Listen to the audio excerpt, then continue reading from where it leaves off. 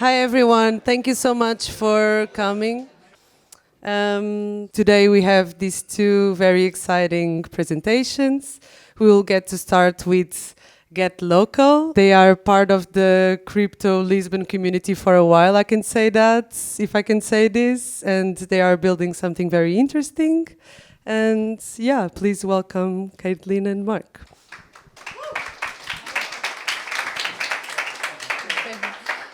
Hello everyone, happy to be here. Usually I'm in the audience. I think I missed only one meetup so far, so happy to contribute at some point.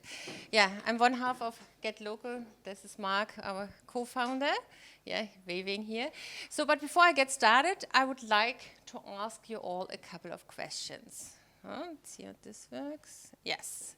So, first of all, who here in this room is currently contributing to your local community? Like, I don't know, help in homeless shelters or maybe, like, I don't know, urban gardening. There's a lot to contribute. 1, 2. Well, that's not as many, and I think it's understandable, right? This crowd is quite nomadic. We are quite international here, maybe a little bit rootless. So this brings me to the next question. So who would actually like to contribute more or at all, has a feeling you want to get locally involved? Yeah, I see. So motivation is certainly not the issue in this room. Maybe you click. So what is the reason that you and me, motivated people, we want to contribute, don't really connect with the local community? What is a local disconnect? Why don't we connect with our local communities? And this is actually the core problem or the core question we are addressing and want to solve at Get Local.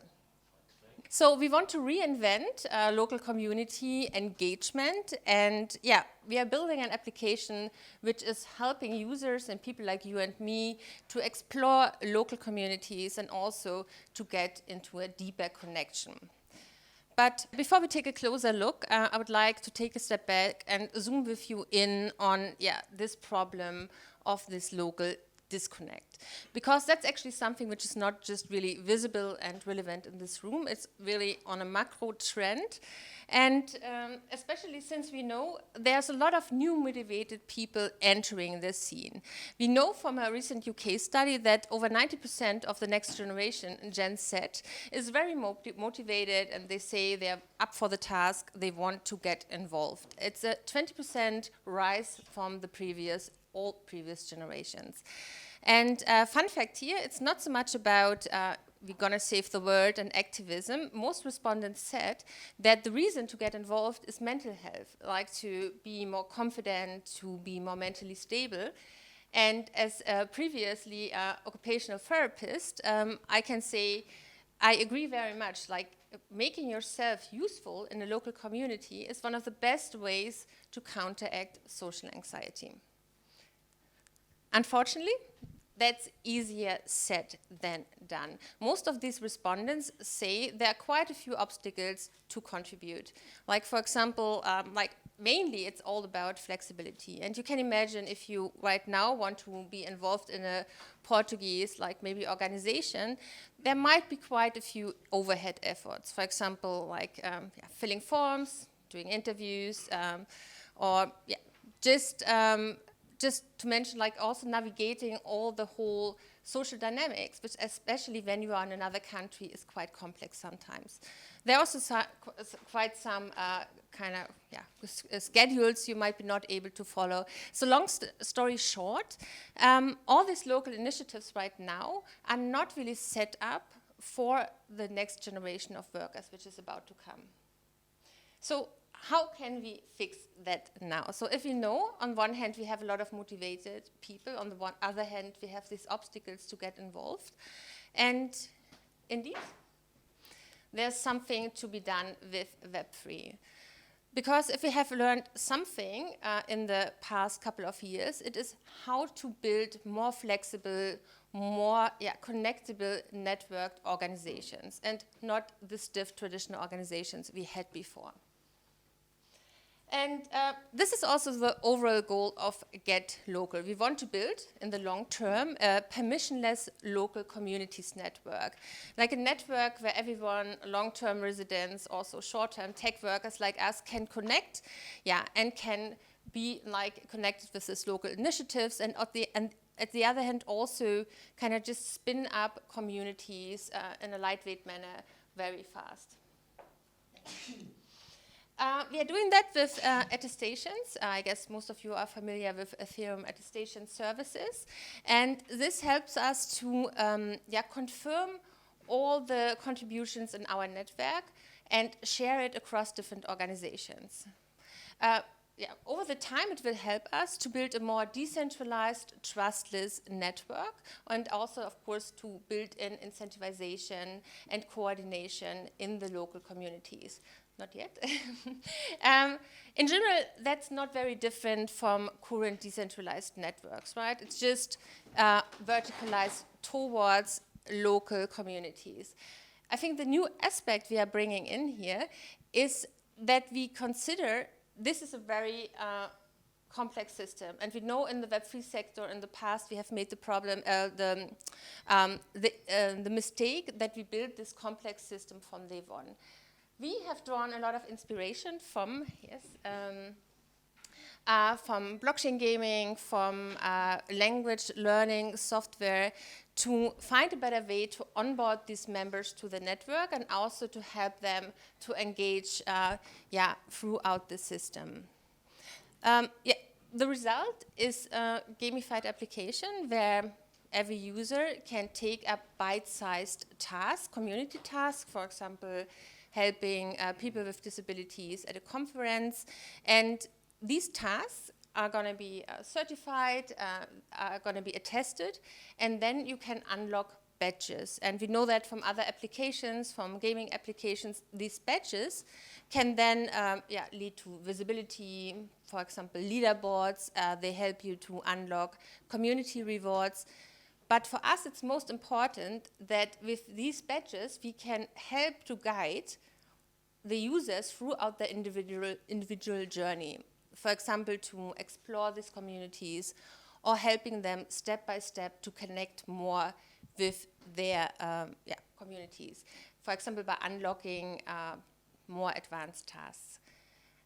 But at this point, I feel I lose you, so it's going to be very abstract. So I hand over to Mark, who will show you the application and gives you a sneak preview.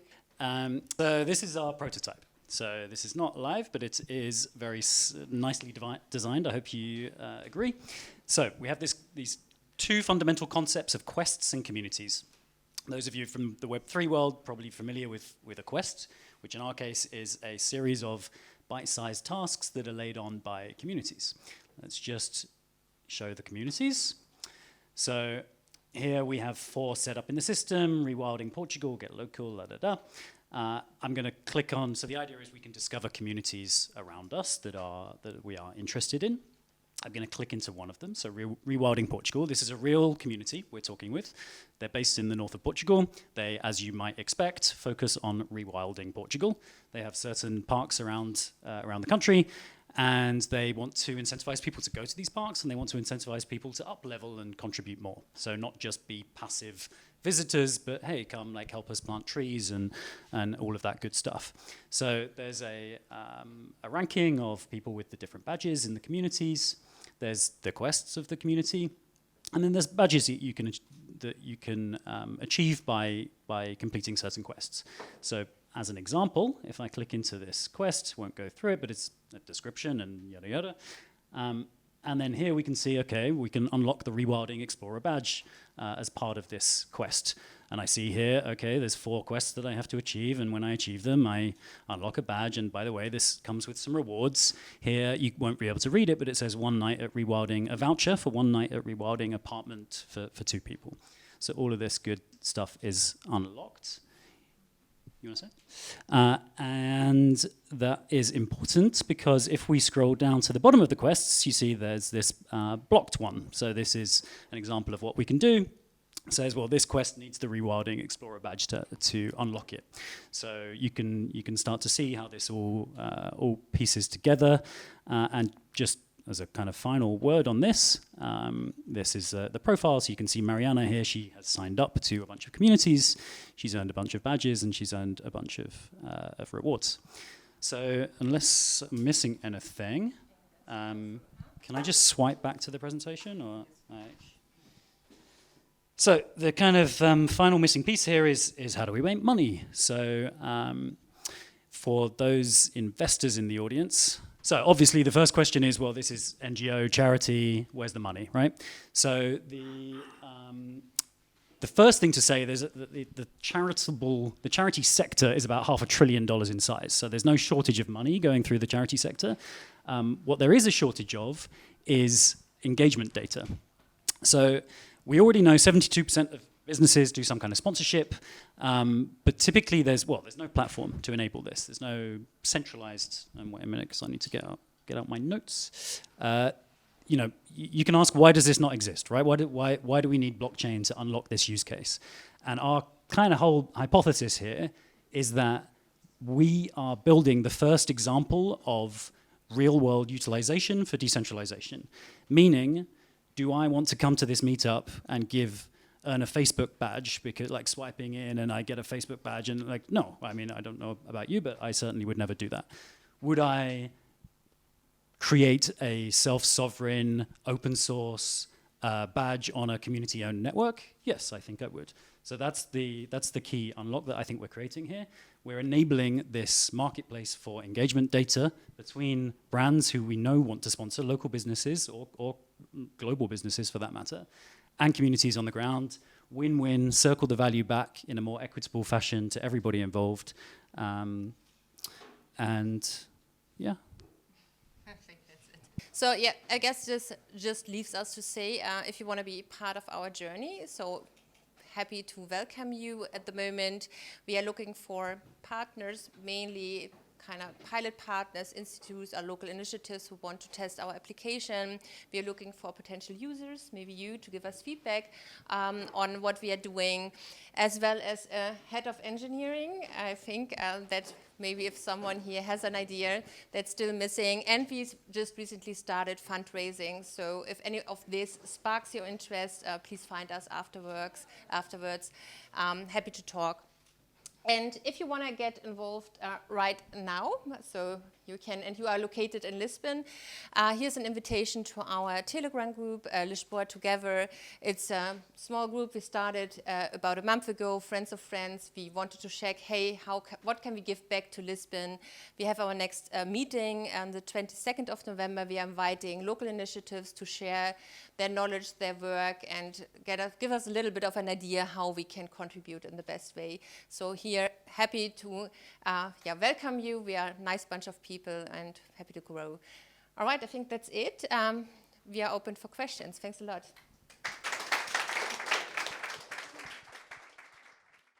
Hello, thank you for your presentation. I'm actually very familiar with this concept. I like it very much. I was wondering, do the communities that you are managing, will be they have their own governance model, like a DAO kind of communities, or will it be the same model for all the communities, and then you will have this marketplace, people contributing and proposing the quest and everything? I guess to understand if all these communities we connect also work in a decentralized manner or have a governance format.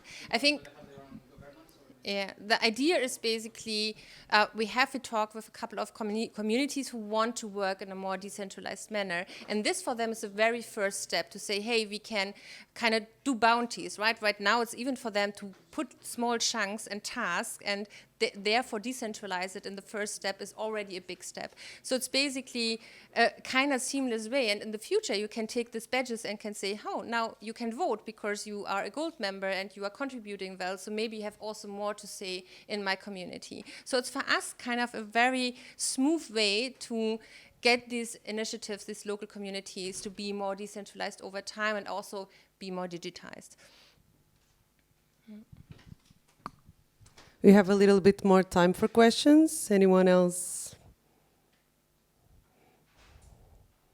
No? Then thank you so much, guys. It was amazing.